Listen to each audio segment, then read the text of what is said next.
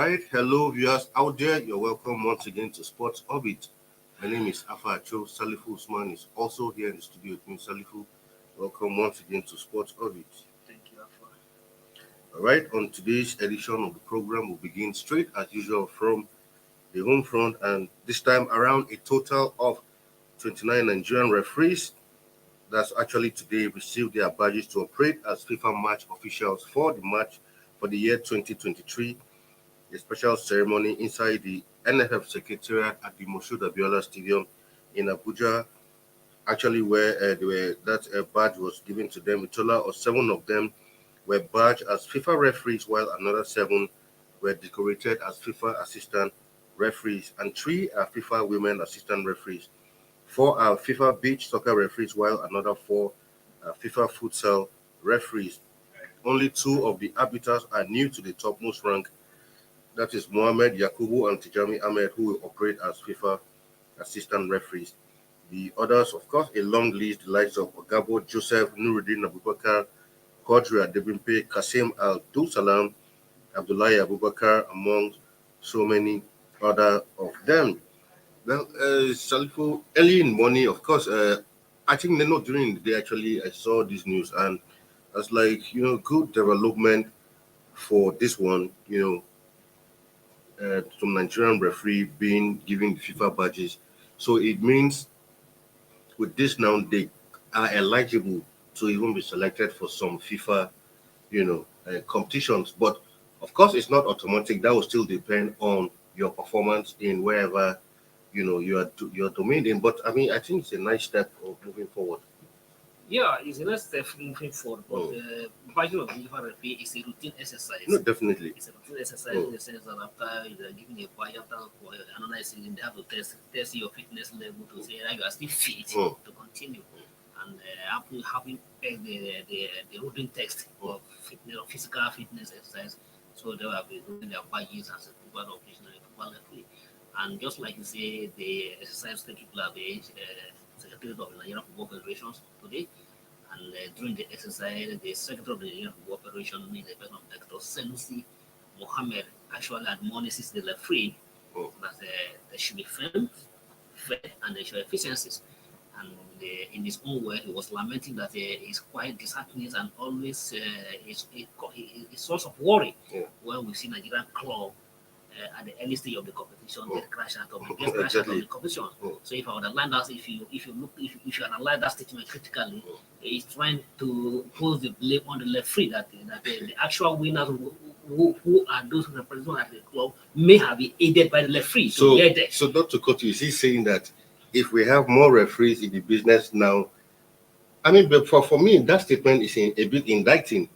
Meaning, if we have more referees, then Nigeria, our referees can aid, or what exactly does it mean? If I understand what he's trying to say is that he's trying to blame the officiating in the domestic league. Okay. That is having, if by my own interpretation, or journalism is all our interpretation, my own interpretation of that statement, that he said is almost a source of worry when we see Nigerian club crash out of the early stage of the competition.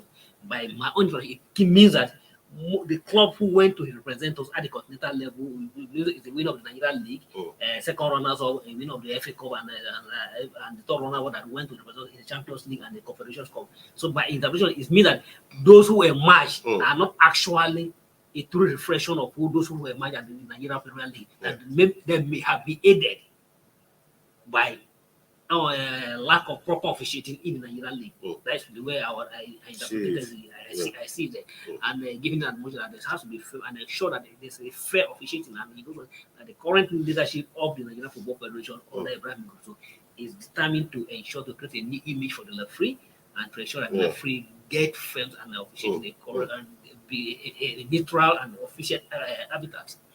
Well, I hope with this, new badges these 29 referees have received, hope we'll see better officiating, because like you said, and I quite agree with you, over the years, especially in the domestic league, I think one of the things that have, ranked our league low is one of them. Of course, you can't escape from poor officiating, and sometimes some people will say you can't really blame the officials because of, the treatment given to even the officials from maybe the federations, the referees body, and all, because a situation where a referee is almost left at his own mercy or at the mercy of the clubs, so you could expect this thing. I mean, like they say, who pays the piper, dictates the tune. So we hope that with this better remuneration and welfare package will come for the referees. Yes, just like we say, and just like I still insisting that it's still early, we begin to commend the new leadership.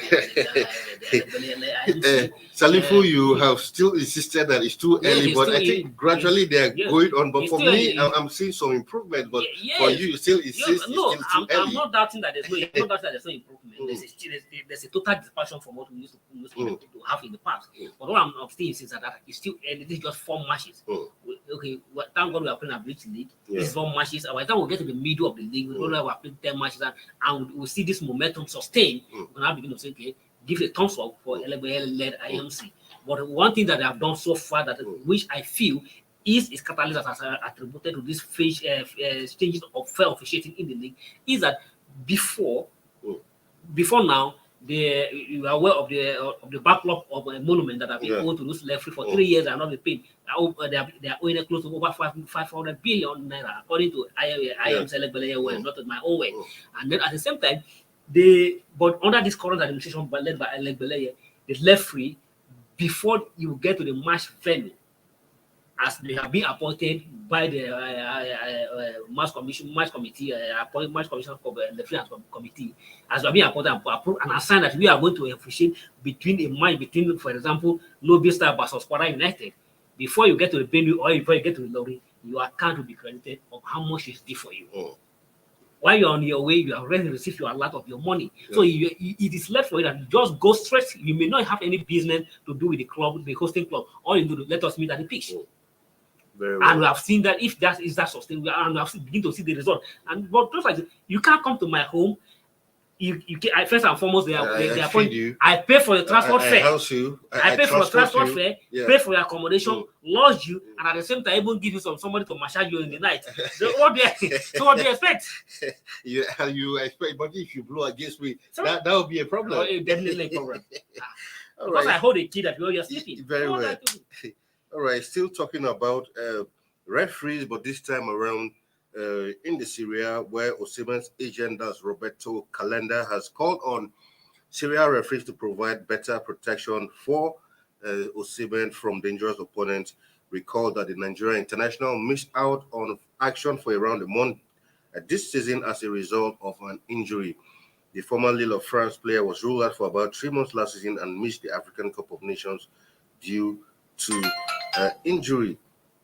Well, for me, yes, in as much as I think not just Osimhen, but I think every player deserves some sort of protection. Is his agent now trying to imply that those or Osimhen is too much of a special player that, and whenever a player goes near him and there's an infringement, if whatever the case may be, even if he justified the referee, I don't know what he really implies, really. No, what is I'm in total support of what he's saying. Okay. Either we like it or not, Osimhen has become a special player in the Serie A. And we have so special protection. It's always given to player like Messi. It's always given to player like Ronaldo. Every top scorer, there's no any doubt we are playing against a Napoli now. The 4-line defenders, and even the coach will tell you, have your eyes on that guy. Yeah. And when they say have your eyes on that guy, and if in terms of speed, it means so many things. Remember back then they say if you miss the ball, don't miss the leg. So and they say have your eyes on that boy, and you know that you're marking somebody, and through your line where he's marking you, and the guy is beating you to score a goal. So definitely, if you feel you can't hold him, you can't stop him, you devise all means to stop him, and that is what. And for instance, just like the Roberto Canada have said, Osimhen last season was out for almost 3 months, and that led for him missing the Africa Cup of Nations, which also may have attributed to Nigeria crashing out in the second round of the competition. Well, that is my own view. Then this is again he spent almost 3 weeks in absence, and injury keep on recurring. And the way Osimhen is firing is the most informed striker in Israel at the moment. Not even Israel across the Europe.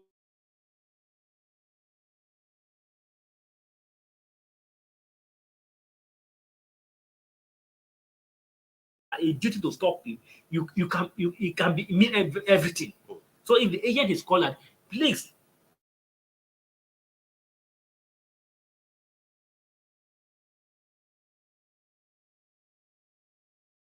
Right, we'll get back to more of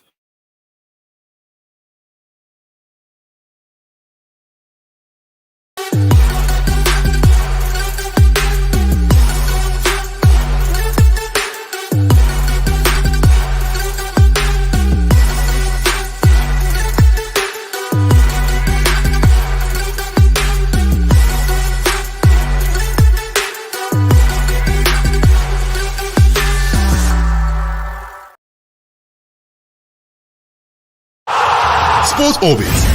We make the world go round.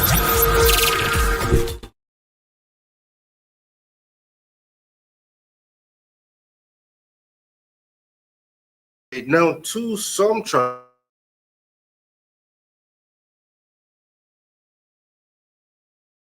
the years we felt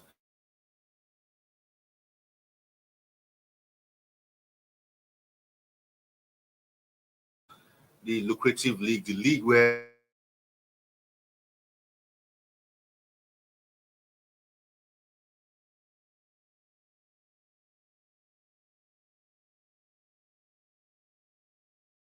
Southampton does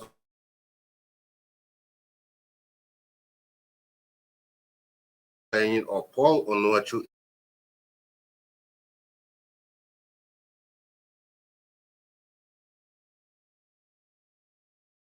can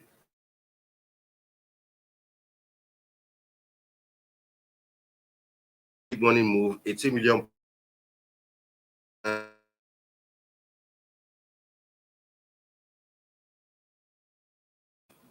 Some of us have expected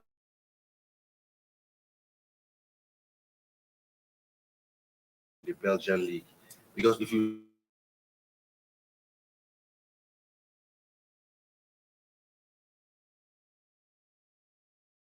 of the year, the other time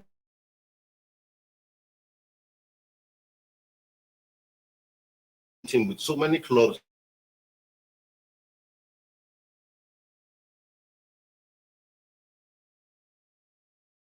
and his name didn't even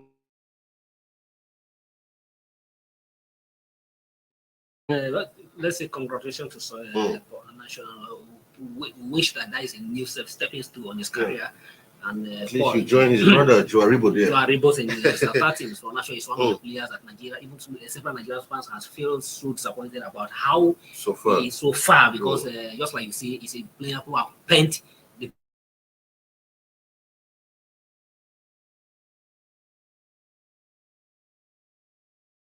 2009, and from that.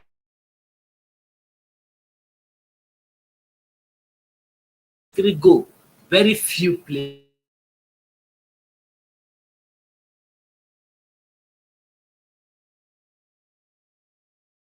They can't be up to 10 that have just a record that out of 134 matches he scored 83 goals. He scored 83 goals. And last season, there was a Crystal Palace, several players, Crystal Palace, all were there beside him. We're hoping that it's going to happen, but it didn't happen. But my worry this time I would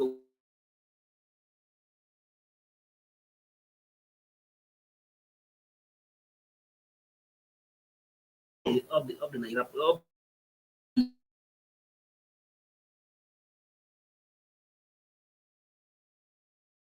starting to survive the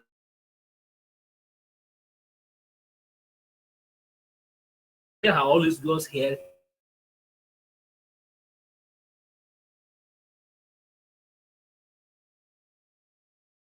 We haven't watched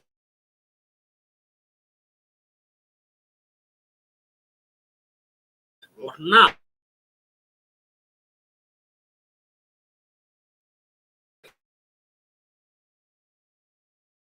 we also add a head to the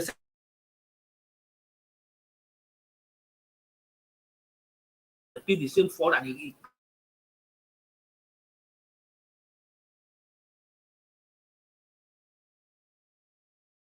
talking about transfer.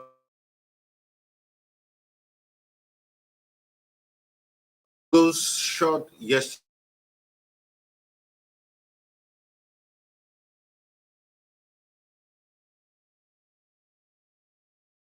The transfer window depends on how you want to see it, but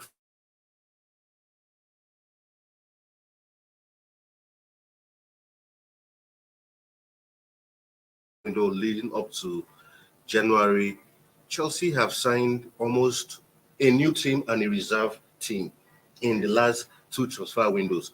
Of course, for the likes of Arsenal and United,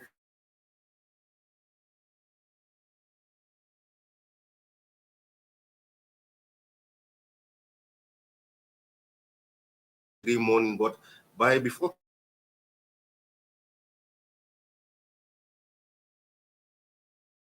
United were not even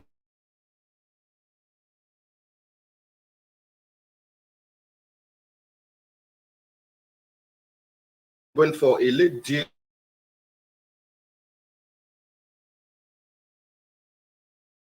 Plays almost similar style to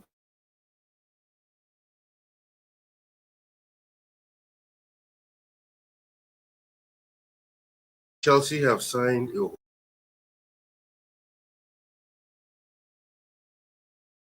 were not sanctioned by coach Graham Potter.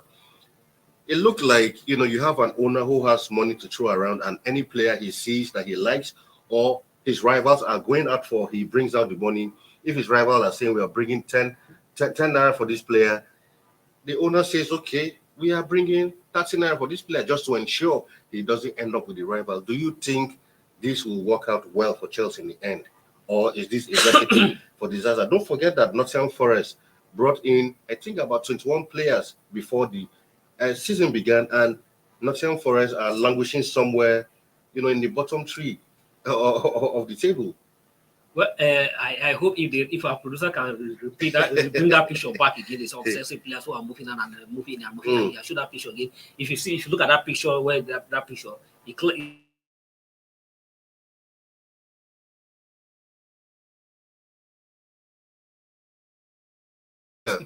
and if you look at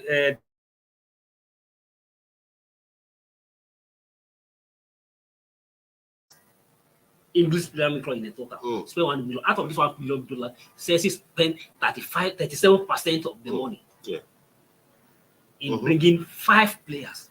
That's last year. So just within the January transfer window. So between January and between January transfer, Chelsea have 16 players. That's what you have a first team and a bench. The new takeover has taken over the club. Chelsea has spent $500 billion in buying players.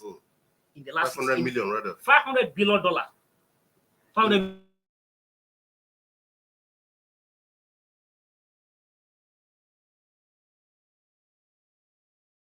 of players to buy.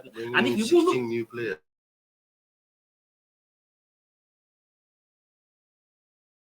They brought 5 players. Out of this,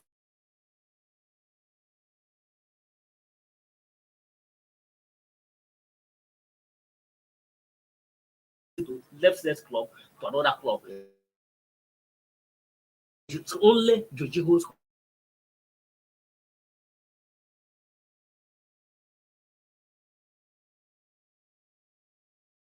has the money to talk around.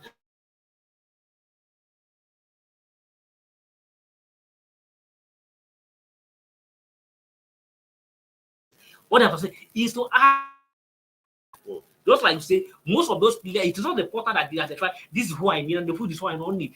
In the business of football, if the club is not doing well, the player is not playing well, the blame always lies on the coach. Leave the coach to decide who I want and who I don't want. But here you have the money to throw around, you are just imposing every player because just the player you like, just like we were discussing, we were saying like during the early era of Abraham movie, the same scenario play out. And we are beginning to see when the second came in and it didn't work out. Now we are beginning to see the same scenario playing out again. If you look at all these players, the like for this, almost 108 million pounds spent on Fernandez. 17 years old Argentine that they brought from Benfica. Who hasn't really done anything. So if you even look at that guy, is that what Chelsea need to spend just a huge bogus of money or him?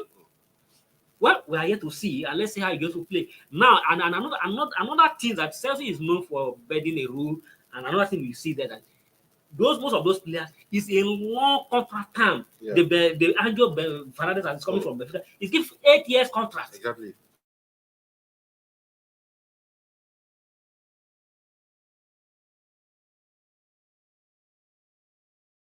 Don't work out.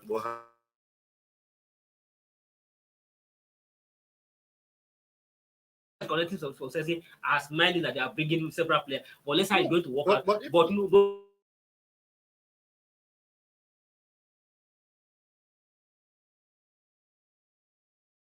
Some in these businesses, I don't think it's all of them who are actually happy, because some of them,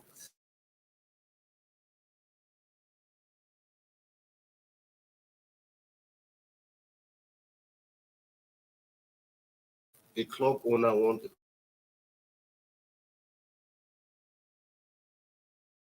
in anywhere where Potter says, okay, go for so and so players. It's been the chairman buying everybody. Like someone says, look, it got to a point where you can just be walking on the street, dressed nice, and the man might see you and say, hey, come and play for Chelsea. It got to that point. Potter has not said anything. Yes. But you look at how Arteta has bought, how United have bought. You see that they based are on specific. This is what we need. Arteta has been specific since they missed out on Mudryk. He went out for Trossard. He needed something. Yes. For Cancelo of Brighton. Exactly. He didn't work out. You know, at the time he went for he's looking at for Enelny is out completely. He's looking at the injury worries of Partey. And said, okay, maybe Jorginho might be someone. And that's why if you see the Jorginho contract, it's not a long-term contract. Just 1 year. All I think Arteta wants is we have the opportunity of winning the league. So let's just bring in someone who can help us for this season. Yes. Next season, we'll go into market and do more. Yes. So you see a coach with a proper Just plan. But for 1 year. Chelsea, it's like just bring in the players and the long-term contract, 8 years, 7 years. Exactly. Okay, in the business of football, football, you know, say in economics, we're big to understand that want is different from need. But in football, there's nothing like want. What the coach wants is need. You go for your need, not what you want. And that is the missing link between the new owner of Chelsea and the coach. The coach is not even saying anything. The coach is just did it. Okay, we'll give you the material. Just go and work. Either the material work or or not. It's your business. Well, we wish Chelsea and the hope anyway, we wish them well. Anyway.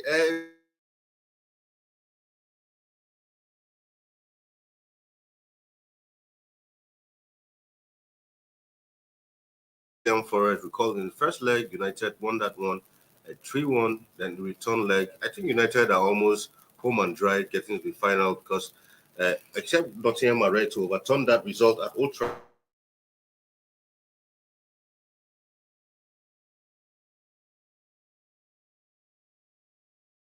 And tomorrow we'll give you a review. Well, that's all we have for you on today's episode of Sports Orbit. But tomorrow we'll be back again with another exciting and interesting episode of the program. Salifo, thank you for being in the studio with me today. Thank you for the pay. All right, until we come your way tomorrow again, 4 p.m. Our time. It is have a wonderful time. My name is Afa Cho, and it's bye for now. Thank you for watching. For sponsorship and advert placements, please contact 080-3688-6158. Last Word Leadership Podcast Studio. You have the last word.